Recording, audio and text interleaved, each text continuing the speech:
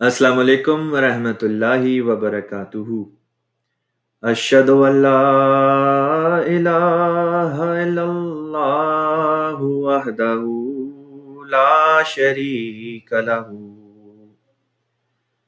واشہد ان محمدا عبدہ ورسولہ۔ اما بعد فاعوذ باللہ من الشیطان الرجیم۔ بسم اللہ الرحمن الرحیم۔ الحمد للہ رب العالمین الرحمن الرحیم مالک یوم الدین۔ ایاک نعبد و ایاک نستعین اہدنا الصراط المستقیم صراط الذین انعمت علیہم غیر المغضوب علیہم ولا الضالین۔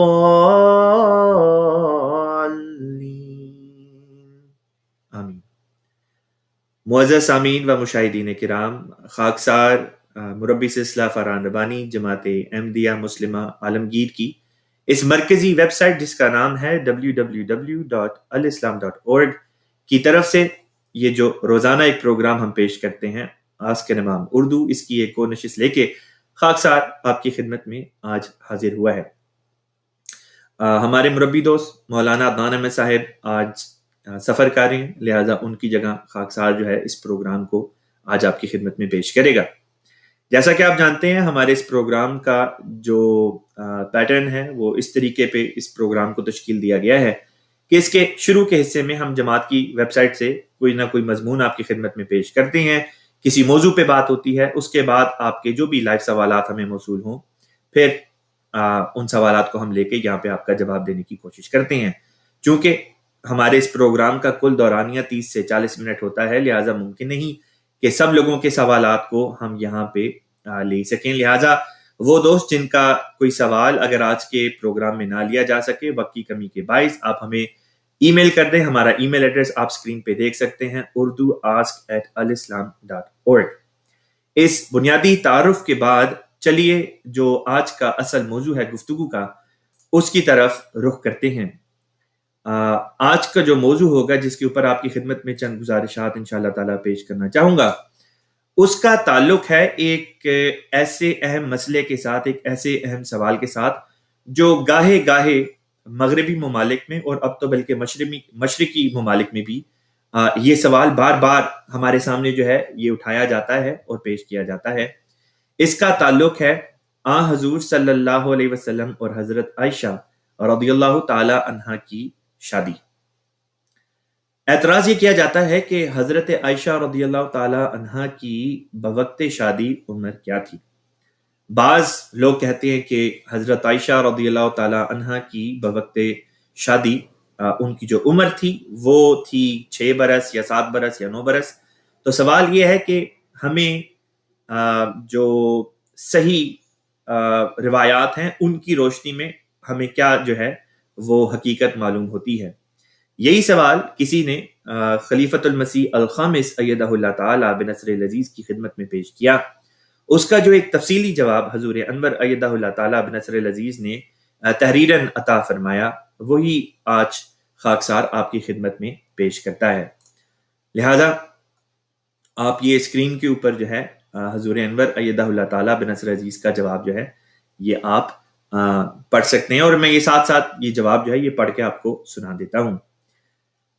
سوال یہ ہوا کہ حضور انور ایدہ اللہ تعالیٰ کے ساتھ خاکسار کی ملاقات، یہ جنہوں نے مضمون تحریر کیا ہے مکرم ظہیر خان صاحب، یہ ان کی تحریر ہے۔ آپ کہتے ہیں کہ حضور انور ایدہ اللہ تعالیٰ کے ساتھ خاکسار کی ملاقات مورخہ 13 دسمبر 2020 میں حضور صلی اللہ علیہ وسلم کی حضرت عائشہ رضی اللہ تعالی عنہا کے ساتھ شادی کے وقت حضرت عائشہ کی عمر کے بارے میں حضور انور ایدہ اللہ تعالی بنصر العزیز نے مختلف روایات پر غور و خوض فرمانے اور اس بارے میں حضرت مسیح موعود علیہ السلام کے ارشادات ملاحظہ فرمانے کے بعد اس مسئلے پر رہنمائی فرماتے ہوئے درج ذیل ارشادات فرمائے۔ حضور انور نے فرمایا، حضور صلی اللہ علیہ وسلم کے ساتھ حضرت عائشہ رضی اللہ تعالی عنہا کی شادی کے وقت حضرت عائشہ کی عمر کے بارے میں تاریخ و سیرت اور تفسیر و حدیث کی کتب میں بہت اختلاف پایا جاتا ہے۔ چنانچہ حضور صلی اللہ علیہ وسلم کے ساتھ نکاح کے وقت حضرت عائشہ کی عمر 6 سال سے لے کر 16 سال اور رخصتی کے وقت 9 سال سے 19 سال تک لکھی گئی ہے۔ اگرچہ صحاح ستہ کی روایات، جن میں صحیح بخاری کی روایات بھی شامل ہیں، میں حضرت عائشہ کی عمر نکاح کے وقت 6 سال اور شادی کے وقت 9 سال بیان ہوئی ہے، لیکن اگر ان روایات کو درایت و روایت کے اصولوں پر پرکھا جائے تو حضرت عائشہ کی عمر کے بارے میں مروی یہ روایات ثقاہت کے معیار سے نیچے ٹھہرتی ہیں۔ اس حوالے سے صحاح ستہ میں بیان 21 روایات میں سے 14 روایات ہشام بن عروہ سے مروی ہیں اور باقی روایات ابو عبیدہ، ابو سلمہ اور اسود سے مروی ہیں۔ تعجب کی بات ہے کہ تاریخ و سیرت کے اس نہایت مشہور اور اہم واقعے کو کسی جلیل القدر صحابی نے بیان نہیں کیا۔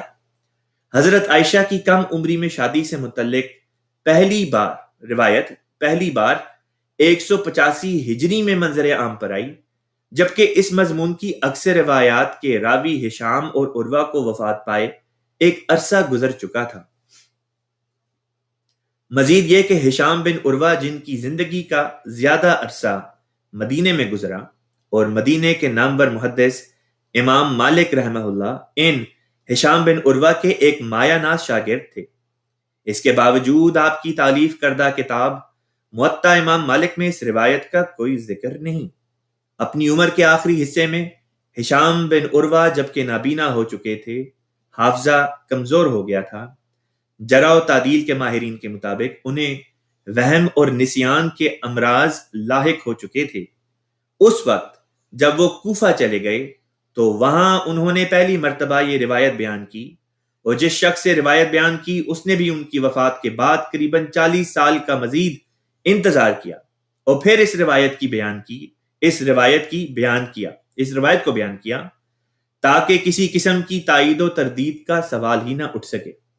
پس مدینہ میں رہتے ہوئے ہشام کا یہ روایت بیان نہ کرنا اور ان کی وفات کے کئی سال بعد تالیف ہونے والی کتاب میں اس کا بیان اس روایت کے بارے میں شکوک و شبہات پیدا کرتا ہے۔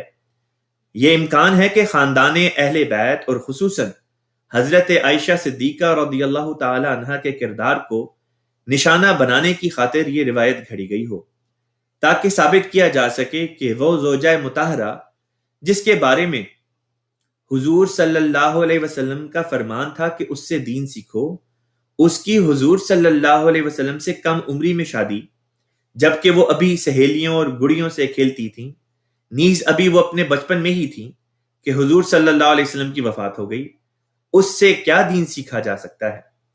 پھر صحیح بخاری جس میں یہ روایات بیان ہوئی ہیں، خود اس کے اندر حضرت عائشہ کے نکاح کے بارے میں روایات میں تضاد پایا جاتا ہے۔ چنانچہ ایک روایت میں حضرت عائشہ کا بیان ہے کہ حضرت خدیجہ رضی اللہ تعالی عنہا کی وفات کے 3 سال بعد حضور صلی اللہ علیہ وسلم نے مجھ سے شادی کی، جبکہ دوسری روایت میں ہے کہ حضرت خدیجہ حضور صلی اللہ علیہ وسلم کے مدینہ جانے سے 3 سال پہلے فوت ہوئی۔ پھر حضور صلی اللہ علیہ وسلم 2 برس یا اس کے قریب ٹھہرے اور پھر حضرت عائشہ سے نکاح کیا۔ پس باوجود اس کے کہ احادیث جمع کرنے والوں نے نہایت احتیاط کے ساتھ اس کام کو سر انجام دیا ہے، لیکن پھر بھی اس میں غلطی اور زن کا پہلو بہرحال موجود ہے، کیونکہ یہ کام حضور صلی اللہ علیہ وسلم کی وفات کے قریباً 150 سال بعد شروع ہوا، جبکہ مسلمانوں کے کئی فرقے بن چکے تھے اور کئی قسم کے اختلافات ان میں پیدا ہو چکے تھے۔ چنانچہ اس زمانے کے حکم و عدل حضرت مسیح موعود علیہ السلام نے دیگر معاملات کی اصلاح کی طرح اس مسئلے کا بھی نہایت آسان انداز میں حل فرمایا۔ حضور علیہ السلام فرماتے ہیں، گو ہم نظر تہذیب سے احادیث کو دیکھتے ہیں، لیکن جو حدیث قرآن کریم کے برخلاف، حضرت صلی اللہ علیہ وسلم کی عصمت کے برخلاف ہو، اس کو ہم کب مان سکتے ہیں؟ اس وقت احادیث جمع کرنے کا وقت تھا، گو انہوں نے سوچ سمجھ کر احادیث کو درج کیا تھا، مگر پوری احتیاط سے کام نہیں لے سکے۔ وہ جمع کرنے کا وقت تھا، لیکن اب نظر اور غور کرنے کا وقت ہے۔ ملفوظات جلد نمبر 2 صفحہ 471 472 ایڈیشن سن 1984۔ مزید فرمایا، حضرت عائشہ رضی اللہ تعالی عنہا کی عمر کے مسئلے کا جب ہم ایک دوسرے زاویے سے جائزہ لیتے ہیں تو تاریخ و سیرت کی کتب میں ہمیں یہ بات بھی پتہ چلتی ہے کہ حضرت ابو بکر صدیق رضی اللہ تعالی عنہ کی چاروں اولاد، یعنی حضرت عبداللہ، حضرت اسماء، حضرت عبد الرحمن اور حضرت عائشہ، حضور صلی اللہ علیہ وسلم کی بعثت سے قبل پیدا ہو چکے تھے، اور سیرت نگاروں کی مرتب کردہ ابتدائی مسلمانوں کی فہرست میں حضرت عائشہ رضی اللہ تعالی عنہا کا نام بھی شامل ہے۔ اگر حضرت عائشہ کی پیدائش نبوت کے 5ویں سال میں ہوئی تھی تو آپ کا نام ابتدائی مسلمانوں کی فہرست میں کیسے شامل ہو گیا؟ مورخین نے لکھا ہے کہ حضرت اسماء رضی اللہ تعالی عنہا حضرت عائشہ سے 10 سال بڑی تھی، اور ہجرت کے وقت حضرت اسماء کی عمر 27 سال تھی۔ اس حساب سے بھی حضرت عائشہ کا سن پیدائش 4 قبل نبوت بنتا ہے، یعنی 4 سال رسول پاک صلی اللہ علیہ وسلم کی نبوت کے زمانے سے پہلے۔ اور اگر آپ کا نکاح ہجرت سے 3 سال قبل ہوا تھا تو اس وقت آپ کی عمر 14 سال بنتی ہے۔ غزوہ احد جو کہ 2 ہجری میں ہوا، اس کے بارے میں صحیح بخاری میں روایت ہے کہ حضرت عائشہ بنت ابی بکر رضی اللہ عنہما اور حضرت ام سلیم یا ام سلیم رضی اللہ تعالی عنہا پانی کی مشکیں اپنی پیٹھوں پر لاد کر لاتی اور لوگوں کو پانی پلاتی تھیں۔ اگر حضرت عائشہ کی عمر اتنی ہی چھوٹی تھی کہ وہ ایک کم سن بچی تھیں تو وہ اپنی پیٹھ پر پانی سے بھری مشکیں لاد کر کس طرح دوڑ دوڑ کر میدان جنگ میں زخمیوں کو پانی پلانے کی ڈیوٹی سر انجام دے سکتی ہیں؟ بس اس سے بھی ثابت ہوتا ہے کہ 2 ہجری میں آپ کی عمر اتنی بہرحال تھی کہ آپ میدان جنگ میں اس قسم کا بھاری کام کر سکتی تھی۔ تاریخ کی کتب میں یہ حقیقت بھی موجود ہے کہ حضرت عائشہ کی حضور صلی اللہ علیہ وسلم سے شادی سے پہلے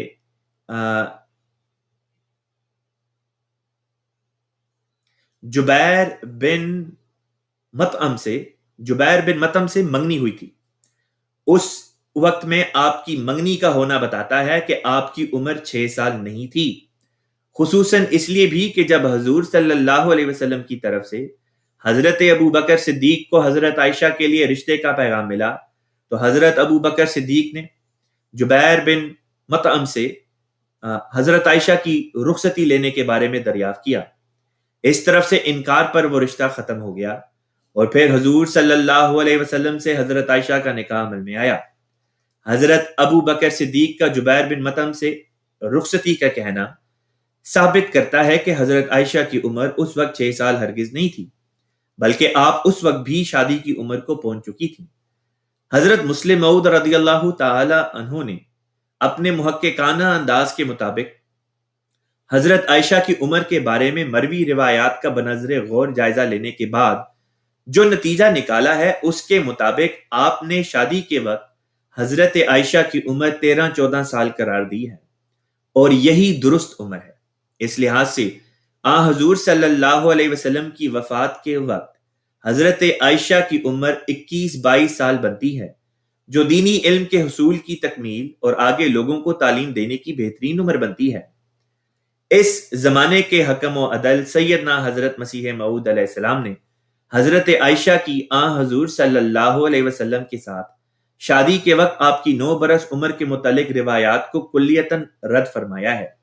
چنانچہ ایک معاند اسلام پادری فتح مسیح کے اعتراضات کا جواب دیتے ہوئے حضور علیہ السلام فرماتے ہیں، آپ نے جو حضرت عائشہ صدیقہ رضی اللہ عنہا کا ذکر کر کے 9 برس کی رسم شادی کا ذکر لکھا ہے، اول تو 9 برس کا ذکر حضرت صلی اللہ علیہ وسلم کی زبان سے ثابت نہیں، اور نہ اس میں کوئی وحی ہوئی، اور نہ اخبار متواترہ سے ثابت ہوا کہ ضرور 9 برس ہی تھے، صرف ایک راوی سے منقول ہے۔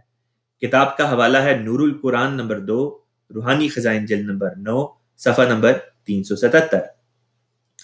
اسی طرح ایک اور جگہ حضور علیہ السلام فرماتے ہیں حضرت عائشہ کا 9 سالہ ہونا تو صرف بے سر و پا اقوال میں آیا ہے، کسی حدیث یا قرآن سے ثابت نہیں۔ کتاب کا حوالہ ہے آریہ دھرم، روحانی خزائن جلد نمبر 10، صفحہ نمبر 64۔ پس خلاصہ کلام یہ کہ ایسی تمام روایات جن میں شادی کے وقت حضرت عائشہ کی عمر 9 سال بیان ہوئی ہے محل نظر ہیں۔ ان روایات میں یا تو راویوں کو سہو ہوا ہے یا بعد میں آنے والے راویوں نے اپنی طرف سے ان میں اضافہ کر دیا ہے۔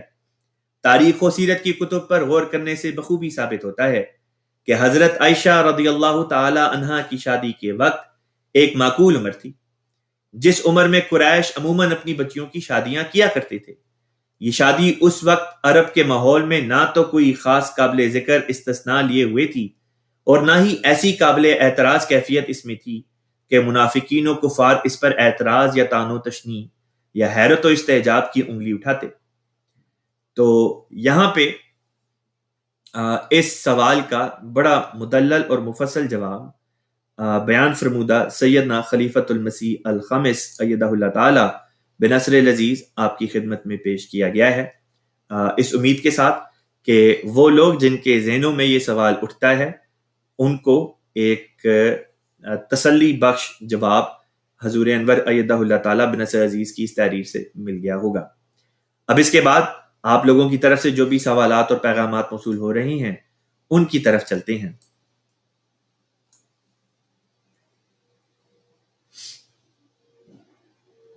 اچھا جی، کئی لوگوں کی طرف سے السلام علیکم کا جو ہے وہ پیغام موصول ہوا۔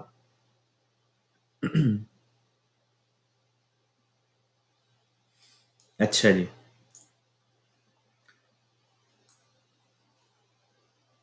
آپ سب کا جو السلام علیکم کا پیغام بھیج رہے ہیں آپ سب کا وعلیکم السلام ورحمۃ اللہ وبرکاتہ کا جواب ہماری طرف سے بھی۔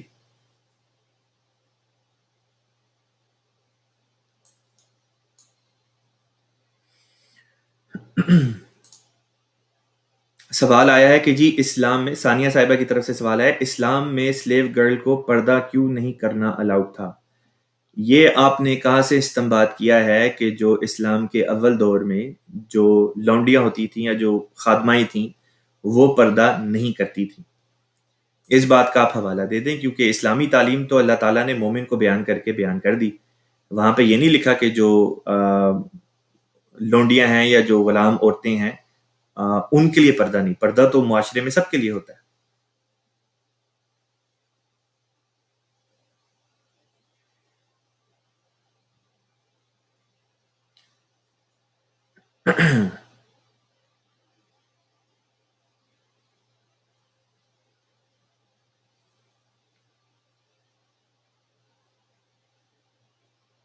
اچھا جی،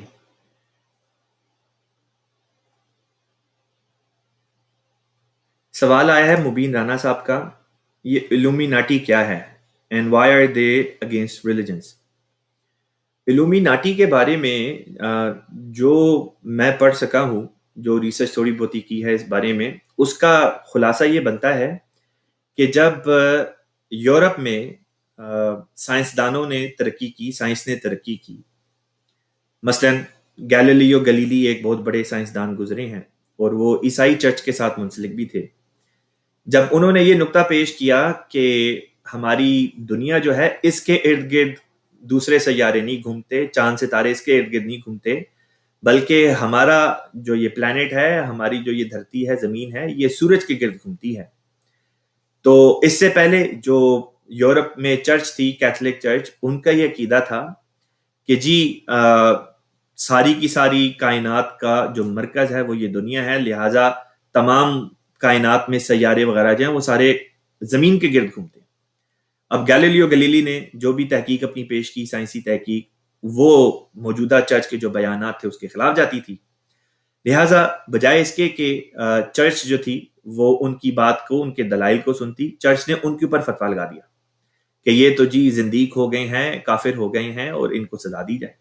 لہٰذا ان کو نظر بند بھی کیا گیا، جیل بھی کی گئی۔ تو جب لوگوں نے دیکھا کہ سائنسی انکشافات تو حقائق پر مبنی ہیں اور یہ مذہب کے نام پر جو چرچ ہے، جو پوپ ہے، یہ تو الٹا لوگوں کو حقائق سے دور رکھنے کی کوشش کر رہے ہیں. تو اس طرح پہ آہستہ آہستہ مذہب سے لوگوں میں نفرت پیدا ہونی شروع ہو گئی. اور اسی کا نتیجہ تھا کہ جب کوئی بھی سائنسی تحقیق ہوتی اور وہ مذہب عیسائیت کے خلاف دکھائی دیتی تو عیسائیت کے جو مولوی تھے وہ فتوے دیتے اور اس طرح پہ ایسے لوگوں کے خلاف جو ہے وہ ظلم و بربریت کا بازار گرم کرتے. نتیجہ کیا ہوا؟ یہ سائنسدان انڈر گراؤنڈ چلے گئے. انہوں نے جو بھی اپنی تحقیقات تھیں ان کو منظر عام پہ لانے کے لیے کوڈ ورڈز میں سیکریسی کے ساتھ اس کو تشہیر کرنا اس کا شروع کیا. یہاں سے یہ الومیناٹی جو ہے اس تحریک نے جنم لیا. الومیناٹی کا مطلب یہ ہے کہ وہ جو روشن خیال ہوتے ہیں، اور وہ روشن خیال خود کو اس لیے کہتے تھے کیونکہ سائنس کے ذریعے سے وہ یہ کہتے تھے کہ ہمارے جو ذہن ہیں وہ ترقی یافتہ اور روشن ہو گئے ہیں، جبکہ یہ مذہب والے جو ہیں یہ ابھی تک پیچھے ہی بیٹھے ہیں اور بلکہ مخالفت کریں حق کی. تو حضرت مسلم موعود رضی اللہ تعالیٰ عنہ نے بھی اس بارے میں ذکر کیا اپنی تصنیف لطیف، جو حضور کی ایک کتاب کی صورت میں اب چھپ چکی ہے، تقریر تھی ہستی باری تعالیٰ. اس کے شروع میں حضور نے یہ ذکر کیا کہ مذہب سے نفرت کیوں پیدا ہوئی. تو مذہب سے نفرت پیدا ہونے کی ایک بہت بڑی وجہ یہ بھی ہے. تو پاکستان میں بھی آج کل جو ہے مولوی حضرات اس قسم کی باتیں کرتے ہیں کہ جب کوئی سائنسی انکشاف ایسا ہوتا ہے جو ہوتا تو قرآن کے مطابق ہی ہے لیکن مولویوں کی سمجھ میں نہیں آتا، تو مولوی حضرات کہہ دیتے ہیں کہ لو جی یہ تو بہت بڑا کوئی اس نے جو ہے وہ کفر کر دیا ہے، اور اس قسم کے فتوے لگا کے لوگوں کے پیچھے پڑ جاتے ہیں. تو اس قسم کی حرکتوں کے نتیجے میں لوگوں کو مذہب سے نفرت ہوتی ہے. تو الومیناٹی کا جو بنیادی طور پہ ایک بیک گراؤنڈ تھا وہ خاکسار یہ معلوم کر سکا.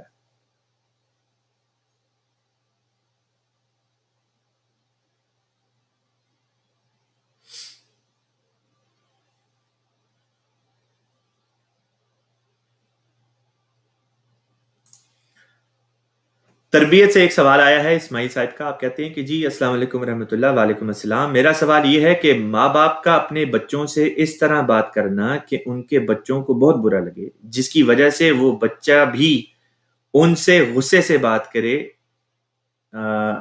کیا یہ بات ٹھیک ہے؟ بات یہ ہے کہ حضور صلی اللہ علیہ وسلم نے اس طرف ہماری رہنمائی فرمائی. پہلی بات تو یہ کہ قرآن پاک میں اللہ تعالیٰ نے رسول پاک صلی اللہ علیہ وسلم کی اخلاق کا ذکر کر کے فرمایا کہ سب کے لیے اسوہ حسنہ محمد مصطفیٰ صلی اللہ علیہ وسلم کی ذات بابرکات ہے. یہ پہلی بات. دوسری بات یہ ہے کہ حضور صلی اللہ علیہ وسلم کا کیا طریق تھا. اس بارے میں اللہ تعالیٰ نے فرمایا کہ آپ صلی اللہ علیہ وسلم اگر نرم خو نہ ہوتے، یعنی نرمی اور پیار سے بات اگر نہ کرتے تو کیا ہوتا؟ لوگ آپ سے دور بھاگ جاتے. یعنی آپ کے کلام کرنے کے انداز میں، لہجے میں نرمی اور محبت تھی. پھر جب ہم آپ کے اسوے کو دیکھتے ہیں، حضور صلی اللہ علیہ وسلم کی جو گھریلو زندگی تھی اس کو دیکھتے ہیں، ہم یہ دیکھتے ہیں کہ آپ بچوں کے ساتھ کس طرح پیش آتے تھے. آپ اپنی آواز اونچی کر کے بچوں سے بات نہیں تھے کرتے. آپ پیار سے ان کے ساتھ پیش آتے، ان کو پیار کرتے، ان کی عزت کرتے، ان کو شفقت کے ساتھ، رحمت کے ساتھ، ان کے ساتھ جو ہے نرمی کے ساتھ ان سے برتاؤ کرتے. ایک دفعہ ایک عرب کا ایک سردار آیا کسی قبیلے کا. اس نے دیکھا کہ رسول پاک صلی اللہ علیہ وسلم ایک بچے کو اپنی گود میں بٹھا کے اس کو پیار کر رہے ہیں. تو اس عرب سردار نے کہا کہ یہ تو بڑی ایک اچھوتی ایک منظر ہے جو میں دیکھ رہا ہوں، کیونکہ ہم نے تو کبھی بچوں کو اس طرح پیار نہیں کیا اپنے. تو حضور صلی اللہ علیہ وسلم نے فرمایا اگر تمہارے دل میں خدا تعالیٰ نے رحم نہیں رکھا تو پھر میں کیا کر سکتا ہوں. تو ہمیں تو رسول پاک صلی اللہ علیہ وسلم نے یہ تعلیم دی ہے کہ اکرموا اولادکم واحسنوا ادبہم، کہ اکرموا اولادکم، اپنی اولاد کی تکریم کرو، ان کو عزت دو. عزت اس طرح تو نہیں ہوتی کہ انسان اپنے بچوں کے ساتھ تو تڑا کر کے بات کرے یا ان کو بلا وجہ ڈانٹنا شروع کر دے یا ان کے اوپر روب جمع کر کے. بعض والدین ہوتے ہیں جو اپنے بچوں کے اوپر روب جھاڑ کے رکھنے کے لیے، صرف ان کو نیچے دبا کے رکھنے کے لیے ان کے ساتھ اس طرح پیش آتے ہیں. اس قسم کے بعض والدین کو میں خود بھی جانتا ہوں، میں نے دیکھا بھی ہے، بڑی تکلیف دہ بات ہوتی ہے. بعض والدین ہوتے ہیں بچوں کو مسجد لے کر آتے ہیں اور دوسروں کے سامنے ان کی تحقیر کر رہے ہوتے ہیں، ان کی تذلیل کر رہے ہوتے ہیں، جس سے بچے کا جو ایک اس کے اندر اپنی ذات میں ایک سیلف کانفیڈنس ہوتا ہے وہ اس کو مار دیتے ہیں. اس لیے اس قسم کے طریق کو نہیں اپنانا چاہیے، یہ بات ٹھیک نہیں ہے. ہاں اس کا یہ بھی مطلب نہیں کہ بچوں کے ساتھ آپ بے جا نرمی کا سلوک کریں جس کے نتیجے میں بچہ بگڑ جائے. تو ہر لحاظ سے ایک درمیانی راستہ اختیار کرنا چاہیے. اسلام میں اس طرح سے سختی کی اجازت نہیں، لیکن سختی کی صرف تب اجازت ہے جب بچے کے اخلاق بگڑ رہے ہوں. تو اس وقت، اور سختی سے بھی یہ مراد نہیں کہ آپ ڈانٹ ڈپٹ اور مار پیٹ جو ہے اس کو شروع کر دیں. پیار کے ساتھ بچے کو سمجھائیں اور اپنے ساتھ لگا کے رکھیں. جو ماں باپ کا جو ان کی زبان ہوگی، جو ان کے اخلاق ہوں گے، ان کے بچوں میں وہ چیز سرایت کر جائے گی.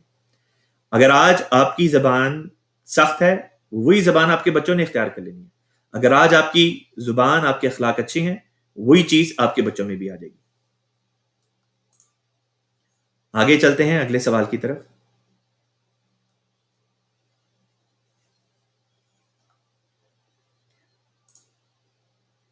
سوال آیا کہ جی کیا عورت کی گواہی کے بارے میں اسلام یہ کہتا ہے کہ عورت کی گواہی آدھی تسلیم کی جائے گی؟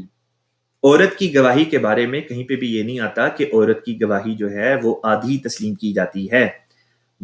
جو مالی معاملات ہیں اس ضمن میں ذکر آتا ہے کہ اگر دو مرد نہ ملیں، ایک مرد ہو تو دوسرے مرد کی جگہ دو عورتیں آ جائیں. لیکن یہ نہیں فرمایا کہ وہ جو دو عورتیں ہوں گی وہ دونوں عورتیں مل کے ایک گواہی بنے گی، بلکہ یہ فرمایا کہ ان میں سے اگر ایک بھول جائے تو دوسری یاد کرا دے. گواہی ایک ہی عورت کی ہے. تو اس مسئلے کو نہ سمجھنے کی وجہ سے لوگ یہ اعتراض کرتے ہیں کہ جی خواتین جو ہیں گویا ان کا مقام اسلام میں مرد کا آدھا کے برابر ہے. ہرگز یہ بات نہیں. مرد اور عورت کا مقام اللہ تعالیٰ نے شریعت میں بالکل برابر رکھا ہے جہاں تک مقام کی بات ہے.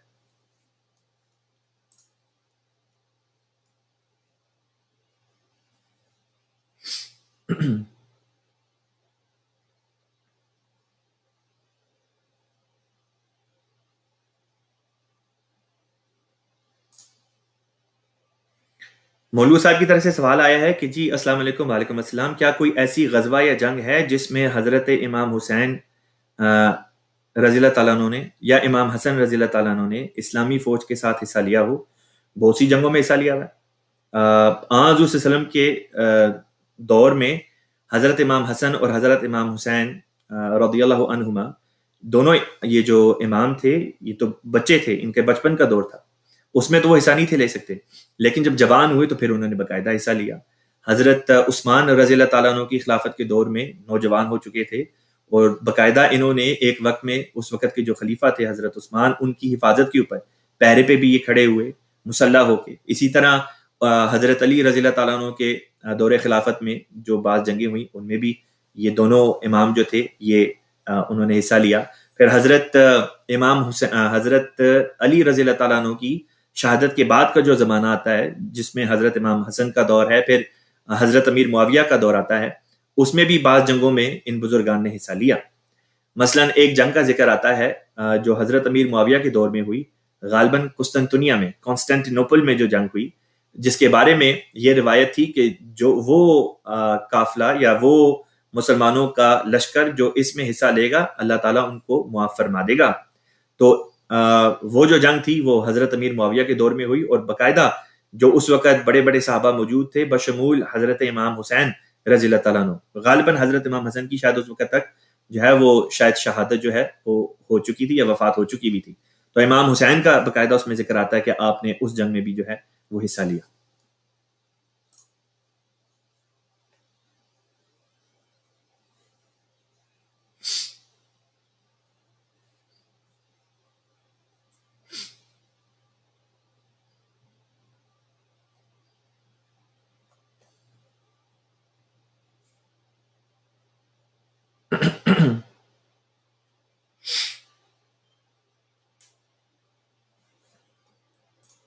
سوال آیا ہے، آپ کہتے ہیں کہ جی میرا سوال یہ ہے کہ جیسے ہم خلیفہ وقت سے ملاقات کے وقت یا جیسے لائیو جلسے میں ٹی وی پہ خلیفہ وقت کے ہاتھ کو چومتے ہیں عقیدت میں، ایسا کرنا شرک کے زمرے میں تو نہیں آتا؟ پہلی چیز تو یہ کہ ٹی وی کے اوپر اگر آپ کی یہ مراد ہے کہ جب ٹی وی پہ حضور کی تصویر آ رہی ہوتی ہے تو ہم تصویر کو چومتے ہیں، یہ غلط بات ہے. اس طرح بالکل بھی نہیں ہوتا، اور اگر کہیں کوئی کرتا ہے تو اپنی لا علمی کی وجہ سے کرتا ہے، اس کو ایسے نہیں کرنا چاہیے. رہ گئی بات یہ کہ جب ہم ویسے کسی سے ملتے ہیں، مثلا خلیفۃ المسیح کے ساتھ ہماری ان پرسن ملاقات ہوتی ہے، تو کیا اس میں اگر ہم اپنی محبت کا اظہار کرتے ہوئے کسی کے ہاتھ کو چومتے ہیں تو کیا یہ شرک ہے؟ اس کا بڑا آسان سا جواب ہے. اگر آپ اسلام کی تاریخ اور جو احادیث کی کتب ہیں ان کا مطالعہ کریں، سیرت کی کتب کا مطالعہ کریں، تو ہمیں یہ بات دکھائی دیتی ہے کہ صحابہ میں بھی یہ چیز دکھائی دیتی تھی کہ وہ رسول پاک صلی اللہ علیہ وسلم کے کوئی ہاتھ کو چومتا تھا، کوئی حضور صلی اللہ علیہ وسلم کے ماتھے کو بوسہ دیتا تھا. حضور صلی اللہ علیہ وسلم سے تو محبت کی یہ مثالیں ہمارے سامنے آتی ہیں کہ جب رسول پاک صلی اللہ علیہ وسلم وضو فرماتے تو وضو کرتے ہوئے جو پانی ہوتا تھا صحابہ اس کو بھی اپنے ہاتھوں پہ لے لیتے تھے محبت اور عقیدت کے رنگ میں. تو شرک اس چیز کا نام نہیں. شرک اس کو کہتے ہیں اگر کوئی سجدہ کرنا شروع کر دے. شرک اس چیز کو کہتے ہیں کہ اگر کوئی کسی سے ایسی محبت کرے جیسی محبت صرف اللہ تعالیٰ کے ساتھ کرنی چاہیے, یا کوئی کسی سے ایسے ڈرے جس طرح کی صرف اللہ تعالیٰ کی ذات سے ڈرنا چاہیے. شرک اس چیز کا نام ہے. یا کوئی کسی کو خدا بنا لے, مثلا اگر کوئی شخص اللہ تعالیٰ کی جگہ حضرت محمد مصطفیٰ صلی اللہ علیہ وسلم کو خدا بنا لے یا کسی اور انسان کو خدا بنا لے, یہ شرک ہے. یا کوئی خدا سے مانگنے کے بجائے کسی بزرگ سے مانگنا شروع کر دے, کسی قبر پہ جا کے یا پیر فقیر کی درگاہ پہ جا کے مانگنا شروع کر دے, یہ شرک ہے. جو یہ بات تھی کہ کیا ہاتھ کو چومنا شرک ہے, تو اس کی تو مثال میں نے آپ کو خود بتا دی احادیث سے.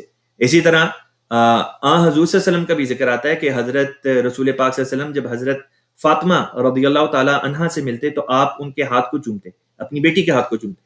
تو ہاتھ کو چومنا تو یہ محبت کا ایک اظہار ہوتا ہے کہ انسان جس سے پیار کرتا ہے اس کے ساتھ محبت کے اظہار کے طور پہ یہ بات ہوتی ہے. اس کو شرک نہیں کہتے.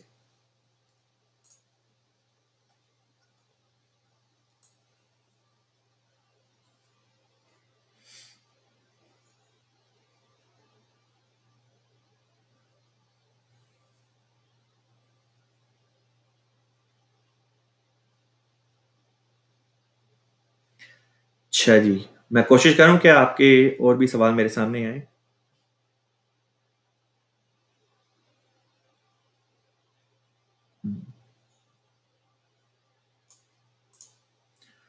سوال آیا ہے کہ جی آپ کہتے ہیں صحیح بخاری والیوم نمبر 7 حدیث number 5590 states that there will be a time when in my ummah people will think musical instruments and drinking etc. as illegal. Does it mean that playing instruments is haram?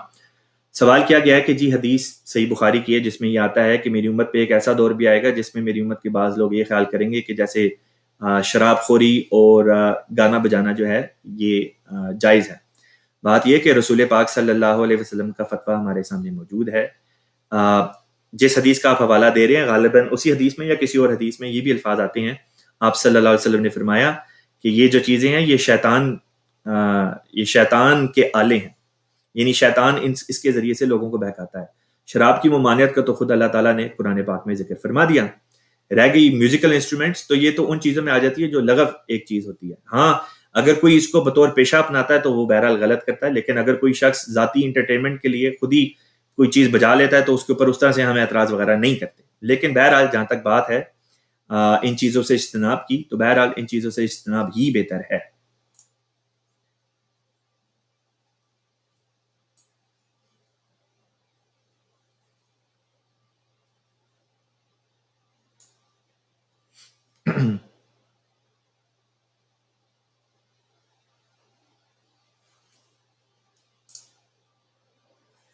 سوال آیا, کہتے ہیں کہ جی میرا ایک غیر جماعت سے بات ہو رہی ہے, ان کا یہ اعتراض کرتے ہیں کہ احمدی داڑھی کیوں نہیں رکھتے, اس بارے میں تھوڑا بتا دیں کہ انہیں کیا جواب دیا جائے.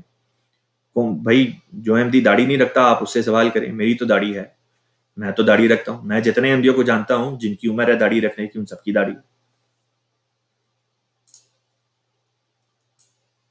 داڑھی رکھنا انسان کا ذاتی فعل ہے, لیکن اس بارے میں رسول پاک صلی اللہ علیہ وسلم کی سنت یہ ہے کہ انسان کو آپ صلی اللہ علیہ وسلم کی داڑھی تھی, ہمیں حضور صلی اللہ علیہ وسلم سے محبت کا دعویٰ ہے, تو پھر ہمیں بھی حضور صلی اللہ علیہ وسلم کی سنت کی اتباع میں داڑھی رکھنی چاہیے.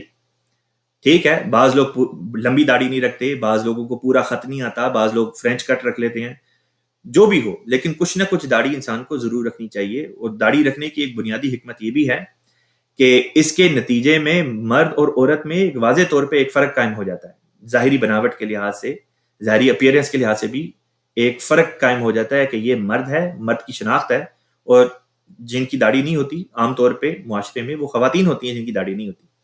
تو یہ بھی اس میں ایک بنیادی حکمت ہے. لہٰذا اس چیز کے پیش نظر مردوں کو چاہیے کہ داڑھی رکھیں, احمدی مسلمان ہوں یا دوسرے مسلمان ہوں, حضور صلی اللہ علیہ وسلم کی محبت میں ہمیں داڑھی رکھنی چاہیے.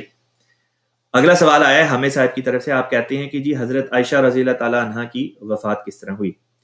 مختلف روایات آتی ہیں. بعض روایات میں صرف یہ ذکر ہے کہ آپ کی کسی حادثے کے نتیجے میں وفات ہو گئی, لیکن بعض روایات ہیں جن میں اس بات کا بھی ذکر آتا ہے, اللہ تعالیٰ بہتر جانتا ہے کہ یہ روایت کس حد تک سچی ہیں. بہرحال اس بات کا روایات میں ذکر آتا ہے کہ ایک شخص تھا، ان کا نام میرے ذہن سے نکل رہا ہے، غالباً یہ ایک وقت میں شاید حضرت عثمان رضی اللہ تعالیٰ عنہ کے پرائیویٹ سیکرٹری بھی یہ رہے ہیں، یہ جن شخص کی میں بات کر رہا ہوں، میرے ذہن میں اس وقت ان کا نام جو ہے وہ میں بھول گیا ہوں۔ بہرحال ان کے بارے میں یہ آتا ہے کہ حضرت امیر معاویہ رضی اللہ تعالیٰ عنہ کے دور میں، چونکہ ان کا قبیلہ ایک تھا بنو امیہ کا، تو حضرت عائشہ رضی اللہ تعالیٰ عنہ جو تھیں، اس روایت کے مطابق جب بھی کوئی غلط کام ہوتا، اور مروان، ان شخص کا نام تھا مروان، تو مدینے کے چونکہ مروان جو تھے وہ حاکم تھے، تو جب بھی کوئی غلط کام ہوتا مدینے میں یا مروان کوئی غلط کام کرتا تو حضرت عائشہ رضی اللہ تعالیٰ عنہ نشاندہی کرتی۔ لہٰذا ایک روایت میں آتا ہے کہ انہوں نے حضرت عائشہ رضی اللہ تعالیٰ عنہ کو ایک جگہ بلا کر جو ہے اس طرح سے یہ اس قسم کا واقعہ رونما ہوا کہ حضرت عائشہ جو ہیں ایک کھڈا سا تھا جس میں وہ گری ہیں، وہاں پہ اوزار جو ہیں وہ رکھے ہوئے تھے جن کی وجہ سے وہ زخمی ہوئیں اور اس کی وجہ سے شہادت ہو گئی۔ اللہ تعالیٰ بہتر جانتا ہے کہ یہ روایت کس حد تک سچی ہے، لیکن دو قسم کی جو روایات آتی ہیں وہ یہ ہیں، ایک میں یہ آتا ہے کہ جی کسی حادثے کی صورت میں یا بیمار ہو گئیں لیکن تفصیل نہیں آتی، اور دوسری طرف یہ روایت ہے جس میں یہ واقعہ بیان کیا جاتا ہے۔ اللہ عالم کہ یہ روایت کس حد تک جو ہے وہ سچی ہے۔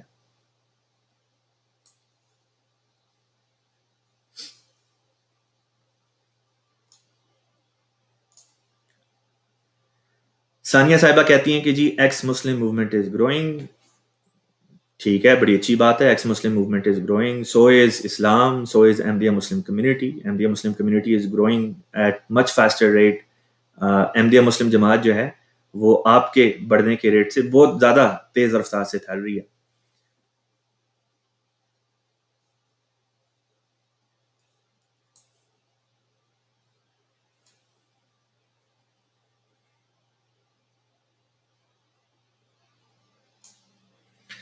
سوال سجیشن کے طور پہ دانش صاحب کی طرف سے آیا ہے کہ حضرت آدم علیہ السلام پہلے انسان نہیں تھے، اس موضوع پہ بھی کوئی پروگرام کریں۔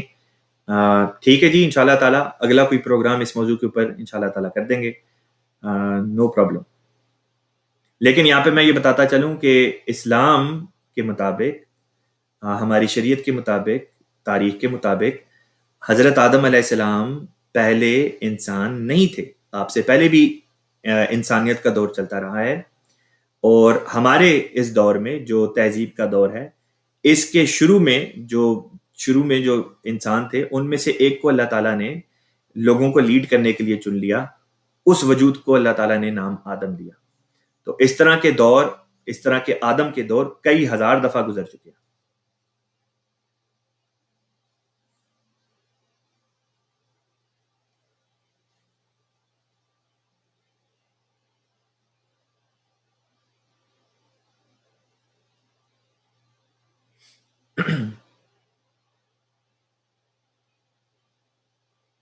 اچھا جی،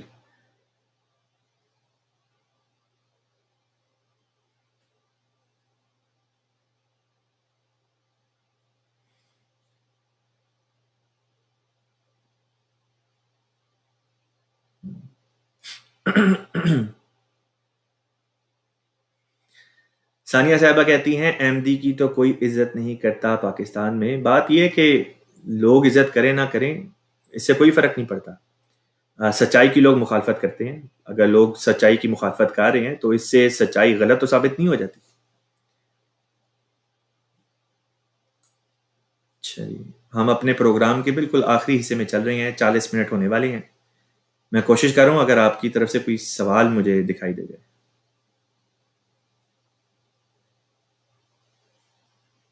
اچھا،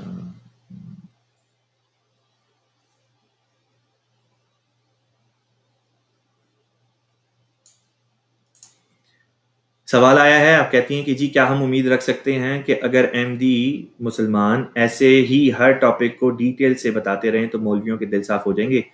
بات یہ ہے کہ مولویوں کے دل صاف ہو نہ ہو، یہ پروگرام ویسے بھی مولویوں کے لیے تو ہے بھی نہیں، یہ پروگرام عوام الناس کے لیے ہے۔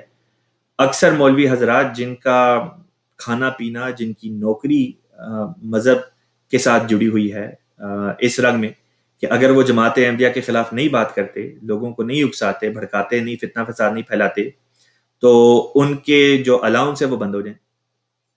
تو مولوی تو ویسے بھی اکثر مولوی جو ہیں آج کے دور کے وہ تو ان پروگراموں سے فائدہ نہیں اٹھاتے، لیکن ان کے ماننے والے جن میں بعض ایسے بھی ہوں گے جو خدا تعالیٰ کا خوف رکھتے ہوں گے، یہ پروگرام تو ان لوگوں کے لیے ہے کہ کیا پتا ان تک اگر ہماری آواز پہنچ جائے تو کیا پتا کسی کے دل جو ہے وہ صاف ہو جائے.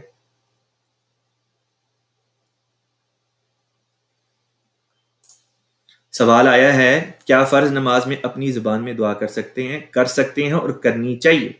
مسنون دعاؤں کو پڑھنے کے بعد اپنی زبان میں بھی انسان کو دعا کرنی چاہیے، کیونکہ جتنی خوبصورتی کے ساتھ انسان اپنی مادری زبان میں اپنی حاجت کو اللہ تعالیٰ کے حضور پیش کر سکتا ہے، اس کی مثال آپ کو کسی اور زبان میں نہیں مل سکتی. لہٰذا مسنون دعاؤں کے بعد آپ اپنی زبان میں ضرور دعا کریں.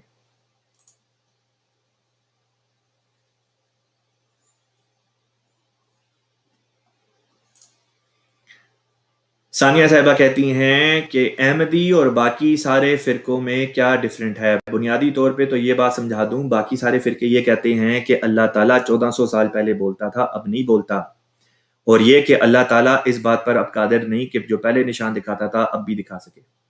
جماعت احمدیہ کہتی ہے کہ اللہ تعالیٰ اب بھی اس سے بولتا ہے جس سے وہ کرتا ہے پیار.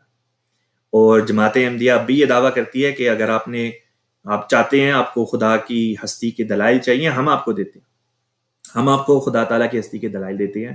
ابھی چند ماہ پہلے ہی جماعت احمدیہ نے 2 یومیہ ایک آن لائن جلسہ منعقد کیا، پروگرام منعقد کیا جس کا نام تھا گاڈ سمٹ، اور یہ انگلش میں بھی تھا، اردو میں بھی تھا، جس میں دلائل کے ذریعے سے بھی، واقعات کے ذریعے سے بھی اللہ تعالیٰ کی ہستی کے موجود ہونے کے بارے میں جو ہیں وہ دلائل پیش کیے گئے، جس کو ہزاروں کی تعداد میں لائیو جو ہے وہ آن لائن دیکھا گیا. آپ یوٹیوب پہ جا کے گاڈ سمٹ سرچ کریں تو ریویو آف ریلیجنس ایک چینل ہے یوٹیوب پہ، اس کا یہ پروگرام کھلے گا. آپ اس 2 دن کا یہ پروگرام تھا، آپ اس کو دیکھ سکتے ہیں، وہاں پہ آپ کو کئی چیزیں جو ہیں وہ مہیا مل جائیں گی.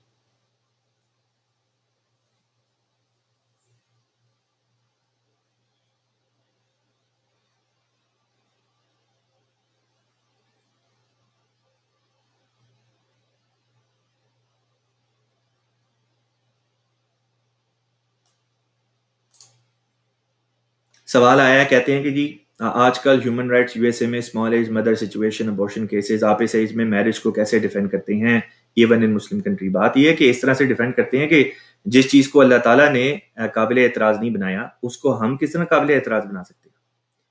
انسانی فطرت کی بات ہو رہی ہے نا. اس ملک کا جس کا آپ نے حوالہ دیا یو ایس اے کا، یو ایس اے کی بہت سی ایسی اسٹیٹس ہیں جہاں پہ شادی کی عمر جو ہے وہ 18 سال سے کم ہے، بعض جگہوں پہ 15-16 سال کی عمر ہے، بعض جگہ پہ 13 12 11 تک بھی آ جاتی ہے پیرنٹل کنسنٹ کے ساتھ. تو جس چیز کو آپ باعث اعتراض بنا رہے ہیں اور جس ملک کا حوالہ دے رہے ہیں، خود اس ملک میں ایسے قوانین موجود ہیں بعض اسٹیٹس میں جہاں پہ اس عمر میں شادی ہو سکتی ہے. بات اصل میں در حقیقت یہ ہے کہ شادی کی کون سی ایج ہے جو فطرت کے مطابق ہے، کیونکہ اسلام کی بات انسان کی فطرت کے مطابق ہوگی، اس سے الگ یا اس سے ہٹ کے بات نہیں پیش کرے گی. تو اسلام نے جس بات کو پیش کیا کہ جب لڑکا لڑکی بلوغت کی عمر کو پہنچ جاتے ہیں اور جس عمر میں وہ ماں باپ بننے کی صلاحیت اپنے اندر رکھتے ہیں، اس ایج کو اسلام نے شادی کی عمر بیان کیا کہ وہ ایج ہے جس میں وہ شادی کے بندھن میں بن سکتے ہیں. تو یہ تو فطرت کی بات ہے. اسی ملک کا جس کا آپ حوالہ دیتے ہیں، اس ملک میں 3 پریگننسیز، یعنی ایسی پریگننسیز جو 13-14 سال کی عمر میں بعض بچیاں حمل سے ہو جاتی ہیں. تو خود اس کی مثال ان ملکوں میں موجود ہے، ان ملکوں میں ہی نہیں بلکہ دوسرے ممالک میں بھی موجود ہے. تو فطرت کی بات کریں، ہاں اگر کوئی شادی ایسی ہو جو اس سے بھی کم عمر کی ہو، جو بلوغت کی عمر سے کم آ جاتی ہے، اس کے اوپر اعتراض پڑ سکتا ہے.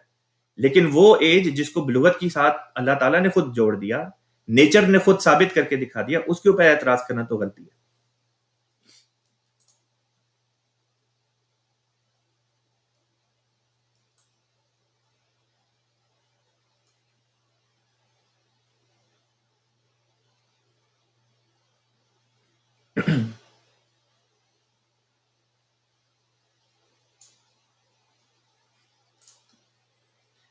سوال آیا ہے سالیہ صاحبہ کا، آپ کہتی ہیں میرا سوال یہ ہے کہ آیت کریمہ کو کھجوروں کی گٹھلیوں پہ پڑھنا جائز ہے کہ ہم صرف انگلیوں پہ ہی پڑھ سکتے ہیں؟ بات یہ کہ آیت کریمہ قرآن پاک کی آپ کھجوروں پہ یا انگلیوں پہ کیوں پڑھتے ہیں؟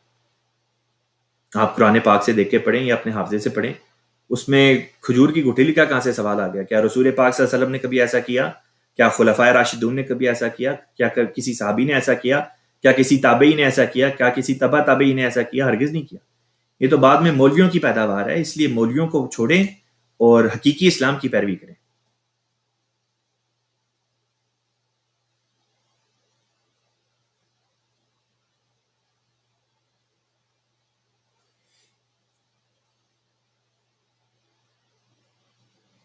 صاحبہ ثانیہ صاحبہ کہتی ہیں حضور احمدی تھے یا سنی؟ آپ ذرا کھول کے وضاحت کریں، آپ کے سوال کی سمجھ نہیں آئی.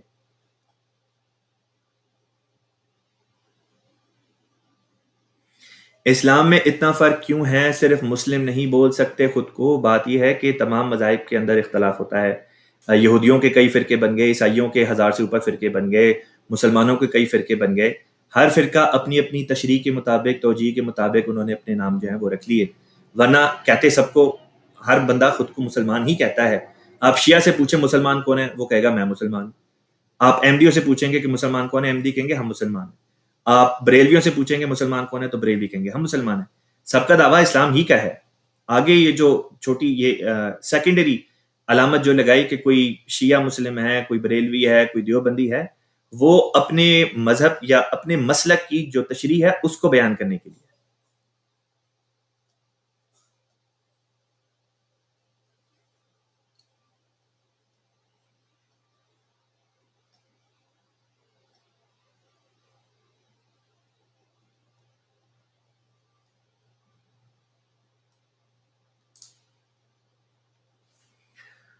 اچھا جی، سوال آیا کہ فرعون کو مرتے وقت جو اللہ تعالیٰ نے فرمایا کہ تیرے بدن کو ہم نے نجات دی، تو کیا فرعون کو الہام کیا گیا تھا؟ اس آیت کے دو زاویے بن سکتے ہیں. ایک تو یہ کہ ہو سکتا ہے اس کو الہام ہو گیا ہو. اس میں کون سی ایسی کوئی بڑی بات ہے کہ اگر کسی شخص کو ایک آدھ دفعہ زندگی میں الہام ہو جائے. دوسری بات یہ کہ یہ بھی ممکن ہے کہ جو حالت ہے انسان کی جس کو کہتے ہیں بزبان حال، ہو سکتا ہے اس سے وہ مراد بھی ہو. تو حضرت اقدس مسیح موعود علیہ الصلوۃ والسلام نے اپنی تصنیف لطیف حقیقت الوحی میں اس موضوع کو اٹھایا ہے کہ کیا برے لوگوں کو زندگی میں کبھی کوئی الہام وغیرہ ہو سکتا ہے، کوئی سچی خواب ہو سکتی ہے. حضور فرماتے ہیں اگر کسی کنچنی کو، کسی چور اچکے کو زندگی میں کوئی ایک دفعہ الہام ہو جائے یا کوئی سچا خواب آ جائے، تو اس سے یہ مراد نہیں ہوتی کہ وہ شخص جو ہے وہ نیک ہے، بلکہ وہ صرف اس چیز کے لیے ہوتا ہے کہ ان کو بھی اللہ تعالیٰ اپنے موجود ہونے کا ایک کچھ نمونہ ان کو بھی دکھا دے. ورنہ جو نیک لوگ ہوتے ہیں ان کے لیے یہ بات نہیں ہوتی کہ صرف ایک کا دفعہ کوئی سچی خواب آ گئی، بلکہ ان کے لیے تو اللہ تعالیٰ کثرت کے ساتھ الہام یا کثرت کے ساتھ جو ہیں وہ سچی خوابیں وغیرہ ان کو آتی ہیں.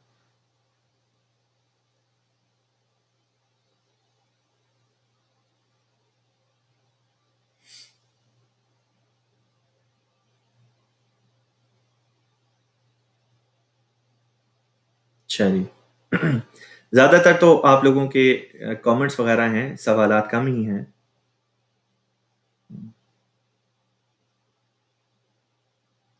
اچھا،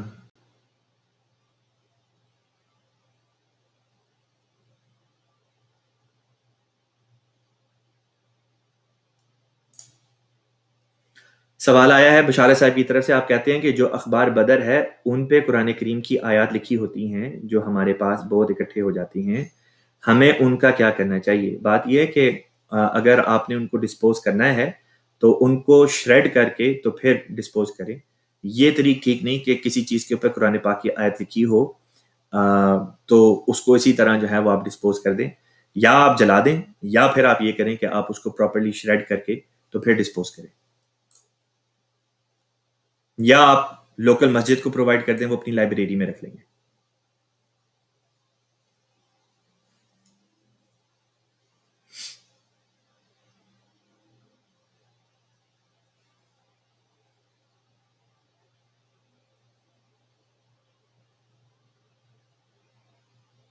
اچھا جی، ثانیہ صاحبہ کہتی ہیں ان کا سوال تھا کہ رسول پاک صلی اللہ علیہ وسلم کون سے فرقے سے تھے؟ یہ فرقے بعد میں لوگوں نے بنائے ہیں.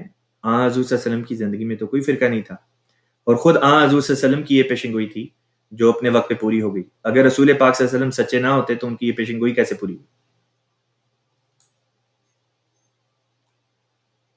اچھا جی.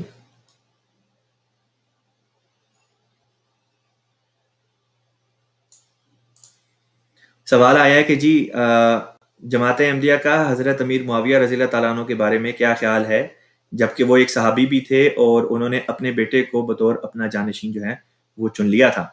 بات یہ ہے کہ وہ صحابی تھے لیکن تھے تو انسان ہی نا، تو یہ ان کا ایک ذاتی فعل تھا۔ وہ خلفائے راشدین میں خود بھی شامل نہیں تھے، نہ ہی ان کا لڑکا یزید جو ہے وہ اس میں شامل تھا۔ رہ گئی بات یزید کی، تو یزید کو تو حضرت اقدس مسیح موعود علیہ السلام نے بانی جماعت احمدیہ نے یزید پلید کے نام سے یاد کیا، تو یہ تو حالت تھی یزید پلید کی۔ رہ گئی بات ان کے والد حضرت امیر معاویہ رضی اللہ تعالیٰ عنہ کی، وہ صحابی تھے، تو ہم کسی بھی صحابی کے اوپر جو ہے وہ اعتراض نہیں کرتے، نہ کرنا چاہیے۔ ان سے اگر ایک معاملے میں غلطی ہو گئی، ٹھیک ہے، وہ ان کی غلطی تھی، لیکن اس کو لے کے ہم یہ نہیں کہہ سکتے کہ کوئی فتویٰ ہم نہیں دے سکتے حضرت امیر معاویہ رضی اللہ تعالیٰ عنہ کے اوپر۔